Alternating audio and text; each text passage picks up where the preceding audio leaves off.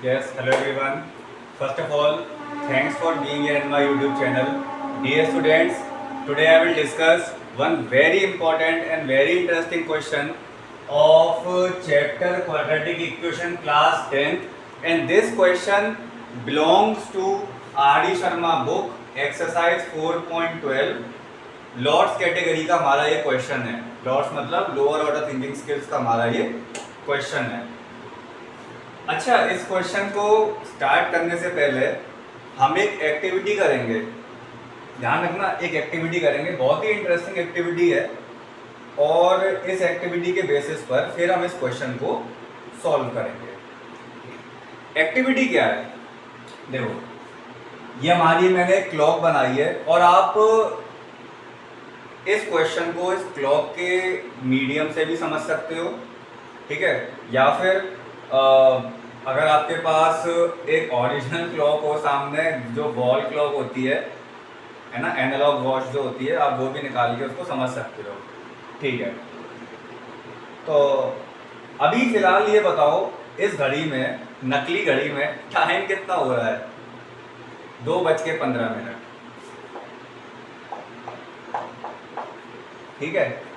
अच्छा, इसमें से आवर एंड वाली सुई कौन सी है? आवर एंड वाली सुई है, मिनट एंड वाली सुई है, ठीक है।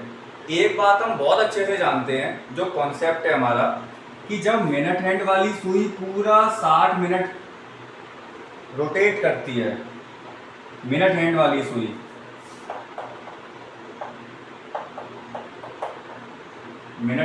सुई जब पूरा 60 मिनट आपका रोटेट करती है क्लॉकवाइज डायरेक्शन में, तो आपका 1 आवर बनता है। ये तो हम सब जानते हैं, ठीक है। अब मेरा क्वेश्चन क्या है आपसे? मेरा क्वेश्चन ये है कि अभी फिलहाल 2:15 हुए, मुझे पता है क्या टाइम हो रहा है, 2:15। 3 बजने के लिए हमें कितने मिनट्स की नीडेड है? फिर से, अभी हमारे पास 2:15 हो रहे हैं। 3 बजने के लिए हमें कितनी मिनट्स की नीड है? इसमें कैलकुलेट कर रहे हो? आप भी कैलकुलेट कर रहे हैं, तो मुझे यहाँ पे 45 मिनट्स की नीड है। 5, 10, 15, 20, 25, 30, 35, 40, 50, मतलब आफ्टर 45 मिनट्स हमारे 3 बज चुके होंगे, यही ना? इसका मतलब आफ्टर 45 मिनट्स हमारे 3 बज चुके होंगे। हमारे मतलब वो क्लॉक के 3 बज चुके होंगे, ठीक है, क्लॉक के 3 बजे होंगे। अब AM हो या PM हो मैं नहीं जानता, ठीक है। अच्छा, अब ये क्वेश्चन हमारा हुआ, इस क्वेश्चन का हमने आंसर भी निकाला। अब मुझे एक बात बताओ, जो 45 मिनट पूरे किए, वो किए किसने? कौन सी सुई ने करे? आवर एंड वाली सुई या मिनट हैंड वाली सुई? मिनट हैंड वाली सुई ने। मिनट हैंड वाली सुई जब 45 मिनट्स आपकी आगे बढ़ी, तभी तो ये वाली आवर एंड वाली सुई आगे आई, मीन्स 3 बजे, ठीक है। अब इस क्वेश्चन को मैं थोड़ा सा चेंज कर रहा हूं, और अपने आंसर को भी मैं चेंज करूंगा। बहुत ध्यान से समझना। हमें ये पता है अभी 2:15 हो रहे हैं। 3 बजने के लिए कितने मिनट्स की नीड थी हमारे पास? 45 मिनट्स की। तो 45 मिनट्स के बाद हमारा 1 घंटा पूरा हो जाएगा। क्या ये भी मैं कह सकता हूँ? अभी 2:15 हुए हैं, 3 बजने के लिए 45 मिनट चाहिए, इसका मतलब 3 बजते ही हमारा पूरा 1 घंटा हो जाएगा। अब इस 1 घंटे की पूर्ति, इस 1 घंटे की जो पूरी रिक्वायरमेंट थी, वो कौन सी सुई ने पूरा किया? आवर हैंड ने या मिनट हैंड ने? मिनट हैंड ने पूरा किया, ठीक है। तो क्या इस लैंग्वेज को मैं ऐसे लिख सकता हूं, जो मेरा 45 मिनट्स था, जो मुझे चाहिए था पूरा 3 बजाने के लिए, तो क्या इस 45 मिनट्स को मैं ऐसे लिख सकता हूं? 60 माइनस 15,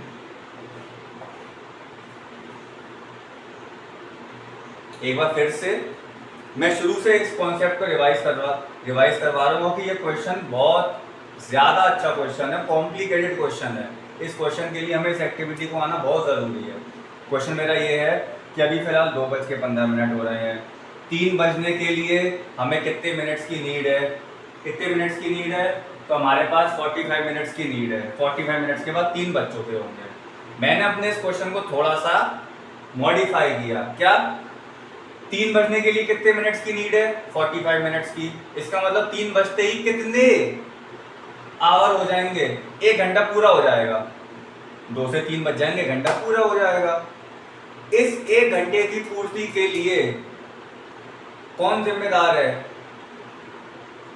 मिनट हैंड वाली सुई। मिनट हैंड की सुई की वजह से ही 1 घंटा पूरा हुआ है। ठीक है, अब मिनट हैंड सुई चली कितना?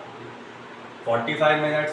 तो क्या मैं इस 45 मिनट्स को एक अदर वे में ऐसे लिख सकता हूं, 60 माइनस 15, पूरा 60 मिनट माइनस 15 मिनट। बात तो वही रहेगी, कुछ दिक्कत तो नहीं है? नहीं है। ठीक है, ठीक है। मतलब एक चीज को हमने कितने तरीके से समझा, that is the most important thing in mathematics. ऐसा नहीं है कि आप एक चीज को एक ही तरीके से लेके चल रहे हैं, कभी नहीं। कोशिश करो अपने आप से भी कि हर चीज को एक अदर वे में बनाओ। क्यों? What is the reason behind that? The reason is that कि अगर कोई क्वेश्चन घूम के आता है तो आप फंसो नहीं उसमें, और आप उस क्वेश्चन को अटेम्प्ट कर ले जाओ। This helps you to gain full out of full marks in mathematics. ध्यान रखिएगा ये वाली बात। ठीक है, तो ये वाली बात समझ में आई। अब मैं 3rd क्लास वाली बात बता रहा हूँ आपको। 3rd क्लास वाली 2:15 हुए हैं। अब इस 2:15 को हम क्या बोलते हैं? इस 2:15 को हम बोलते हैं 15 मिनट्स पास्ट 2। 15 मिनट्स पास्ट 2, इसका मतलब 2:15। हालांकि यहाँ पे पीएम की बात चली तो मैंने पीएम मान लिया। ये कॉन्सेप्ट होता है पास्ट का, क्वार्टर 2 का, क्वार्टर पास्ट का, बहुत सी ऐसी चीजें होती थी। लेकिन अकॉर्डिंग टू दिस क्वेश्चन आप ये समझिए कि अगर 2:15 हो रहे हैं तो हम उसको क्या बोलेंगे? 15 मिनट्स पास्ट 2। 15 मिनट बीत चुके हैं 2 बजने के बाद। ठीक है, अब मैं इस क्वेश्चन पे आऊं। कॉन्सेप्ट क्लियर हुआ है थोड़ा बहुत कि हमने कुछ चीजों को समझा एक्टिविटी बेस पे। अब इस क्वेश्चन में इंप्लीमेंट करने की कोशिश करेंगे हम।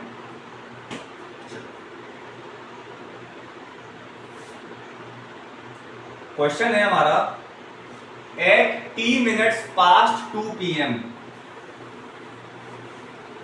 Eight t minutes past 2 PM। अब इसको मैं कैसे बोलूंगा t मिनट्स पास्ट 2 PM को? इसका मतलब 2:t। 2:t। अब वो कितना मिनट है मैं नहीं जानता। यहाँ तो मैं जानता था 2:15 है, यहाँ नहीं जानता हूं मैं 2 कितना मिनट है। इसको मैं ऐसे लिखूंगा। ठीक है, at t minutes past 2 M the time needed by the at t minutes past 2 M the time needed by the minute hand and clock to show 3 PM was found to be 3 minutes less than this minutes। Confuse दिमाग चकरा गया। देखो शुरू से पढ़ते हैं। पहली line पढ़ते हैं at t minutes past 2 M। At t minutes past 2 M मतलब 2 बज के कुछ मिनट पे, ऐसी बोलूंगा मैं अभी जो हमने पढ़ा था 3rd क्लास वाली बातें। 2 बज के कुछ मिनट पे the time needed by the minute hand and the clock. घड़ी और मिनट हैंड वाली सुई को जो समय की जरूरत थी, किस समय की जरूरत थी? क्या बनाने के लिए जरूरत थी? To show 3 PM। 3 PM पूरा करने के लिए कि 2 बज के मान लो कुछ मिनट हो रहे हैं। मान लो 2 बज के कुछ मिनट हो रहे हैं तो इस मिनट हैंड वाली सुई और घड़ी को 3 बजाने के लिए जो कुछ समय की रिक्वायरमेंट थी, उस समय की बात अब की गई है, इस समय की बात अब की गई है, was found to be 3 minutes less than t square by 4 minutes। ये एक रिलेशन है, इसको मैं बनवा दूंगा। तो क्या मैं फिलहाल इस रिलेशन को ऐसे लिख सकता हूं कि the time needed by minute and the clock to show 3 PM। देखो according to question,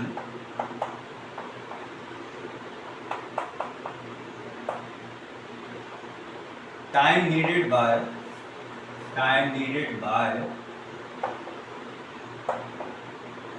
minute hand and a clock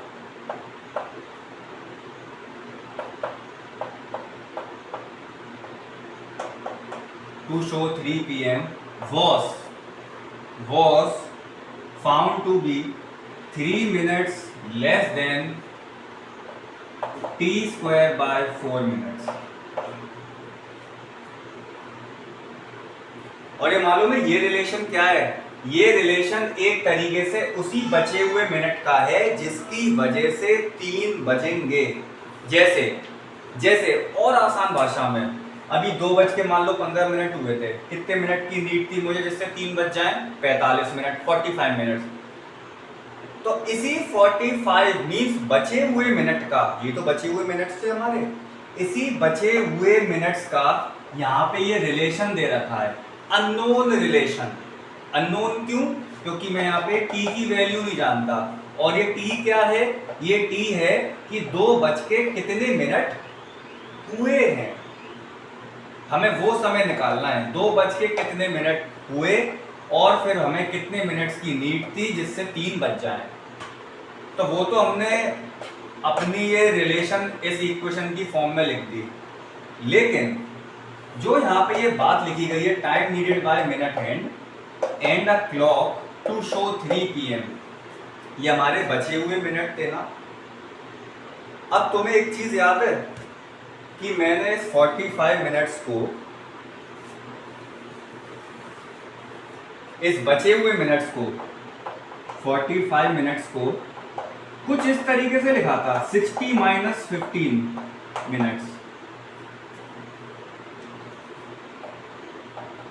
मैंने कुछ इस तरीके से लिखा था, 60 माइनस 15 मिनट्स लिख सकता था। तो ये जो बचे हुए मिनट्स थे, जो यहाँ पे लिखा हुआ है time needed by the minute hand and the clock to show 3 PM, ये बचा हुआ ही तो मिनट है मेरा। इस बचे हुए मिनट को क्या मैं ऐसे लिख सकता हूँ, 60 माइनस t। t क्या है? ये जो मुझे पता नहीं है कि 2 बज के कितने मिनट हुए हैं, पता नहीं मुझे, उसका एक रिलेशन है t square by 4 minus 3, t square by 4 minus 3। यही हमारा क्वेश्चन था यहाँ पे, ठीक है? बात समझ में आई? ये चीज जो बन के तैयार हुई है, ये बिल्कुल सिंपल से एग्जाम्पल पर है। इस एग्जाम्पल को अगर आप लोग नहीं समझोगे तो इस क्वेश्चन को हम याद ही कर सकते हैं, समझ नहीं पाएंगे। इसीलिए जो बेसिक पॉइंट्स बताए गए थे, उस एक्टिविटी के थ्रू उन बेसिक पॉइंट्स को पहले समझना, उसके बाद इस क्वेश्चन को जाना, तब क्वेश्चन क्लियर होगा ये। अच्छा, अब क्या मैं इस इक्वेशन को सॉल्व कर सकता हूँ? तो हाँ, देखते हैं। उसके लिए अभी मुझे घड़ी हटानी पड़ेगी, या घड़ी बनी रहने दो, घड़ी अच्छी लग रही है ना घड़ी अच्छी लग रही है, ऊपर का डिलीट कर दो।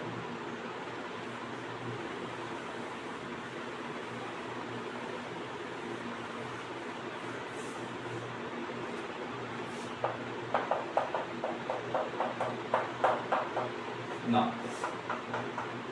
ठीक है, सॉल्व करते हैं इसको। तो पहले हम इसको ऐसे लिख लें, 60 माइनस 3। अभी सॉल्व करना आपके ऊपर है, कैसे भी कर सकते हो। 4 का cross multiply, 240 minus 40 equal to T square minus 12। इसको उधर ट्रांसपोज कर देते हैं हम। तो ट्रांसपोज करने के बाद मुझे मिल जाएगा T square minus 12 plus 40 minus 240 equal to 0। Finally बचा T square plus 4t minus 252 is equal to 0। अब मुझे इस क्वाड्रेटिक इक्वेशन को सॉल्व करना है, ठीक है। तो इसका बनेगा 18 और 14 T square plus 18t minus 14t minus 252 equal to 0। क्योंकि मैं 18 का अगर 14 में मल्टीप्लाई करूंगा तो मुझे 252 मिल जाएगा और 18 प्लस t, ठीक है।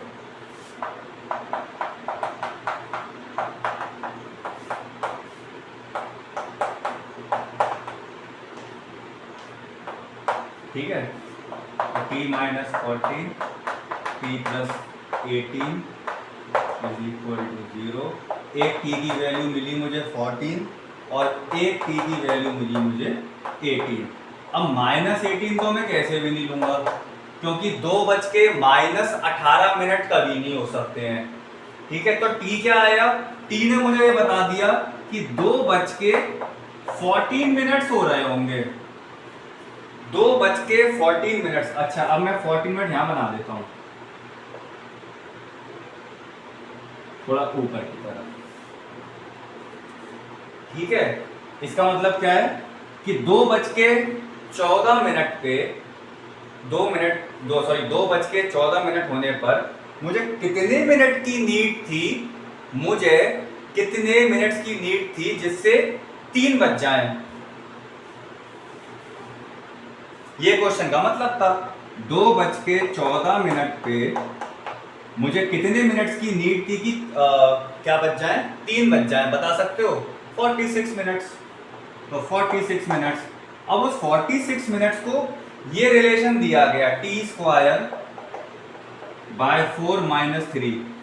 अब आप सोचो, जो मैंने टी की वैल्यू निकाली है अगर मैं यहां रखता हूं तो सॉल्व करके ये आरएचएस मुझे 46 देगा, क्योंकि ये रिलेशन है, ये रिलेशन 46 को बता रहा है, 46 को। तो एक बार वेरीफाई कर लेते हैं हम। अब मुझे घड़ी को हटाना पड़ेगा।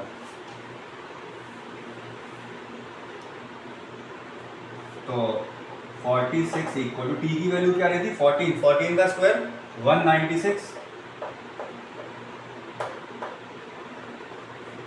तो 4 4 जा 16, 36, 4 9 36। तो 46 इक्वल टू 49 माइनस 3।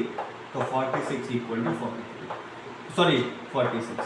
इसका मतलब ये हुआ टी की वैल्यू 14 मेरी बिल्कुल बिल्कुल सही है। ये तो सिर्फ एक रिलेशन है, वो बचे हुए टाइम का, बचा हुआ टाइम मतलब ये। तो ऐसे करके आप अपना आंसर मैच कर सकते हो। ये एक बहुत ही जनरल क्वेश्चन था और उस जनरल क्वेश्चन को एक कॉम्प्लिकेटेड वे में बना दिया गया, जिसमें एक 3rd क्लास का कॉन्सेप्ट लिया गया था क्लॉक्स का, ठीक है। तो ये क्वेश्चन इस तरीके से होना था। I hope you and you all my dear students, all of you have enjoyed this question, this complicated question, and still if you get any doubt, any query, then put it in the comment section. Thank you so much everyone.